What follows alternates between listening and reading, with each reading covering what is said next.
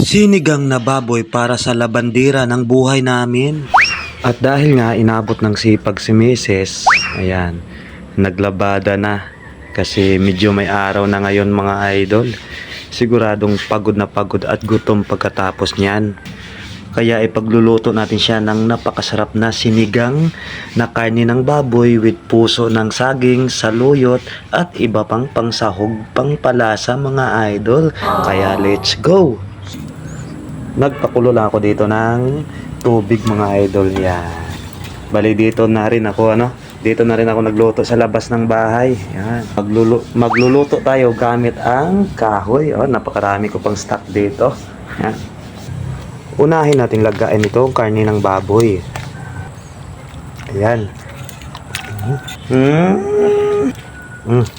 Bali kalahating kilo lang itong mga idol kasi nga 3 lang kami yung kakain nito.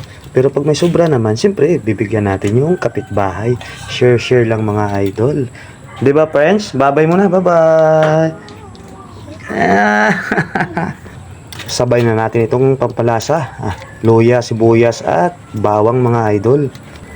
At takpan muna. Yan. Pakuluan muna natin yan para lumambot yung karne natin. 'Di ba friends? Tambay muna tayo habang nagpapakulo.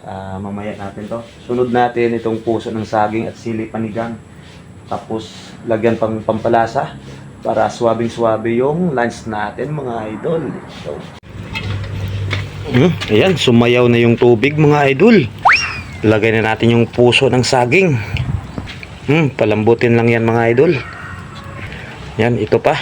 Yan. Dito lang yung nakukuha mga idol. Marami kasing mga tanim na saging dito. Yan kabilaan yan. Muling takpan. Babalikan natin pag sumayaw na ulit yung tubig dyan sa loob. Prince no? Kita, sumayaw nga. Paminta. Pamintang durog. Manghiram muna tayo ng pampalasa o pampasarap dito sa Maging Magic Sarap. Yan, may natira pa dito kahapon, no? Sabay na natin to. Kunti na lang to eh. Mix muna. Lagay na natin itong pampaasim, Maging Magic Sarap. Maging Magic Sarap. Kasing kulay pala ng Magic Sarap. Sinigang mix. Yan, mas masarap sana yung purong sampalok mga idol, kaso wala pang bunga yung mga sampalok dito. Kaya ito muna. Importante, mga sim siya mamaya. Asin, pampaalat. Yung paborito natin, siling panigang. Ayan, sus. Ayan. Kaunting dahon ng saluyot. Ayan, dagdag pampalapot yan mga idol, pampalaway. Muling takpan at pakuluan. Ayos, ayan. Medyo malambot na siya mga idol, kaya titikman na natin.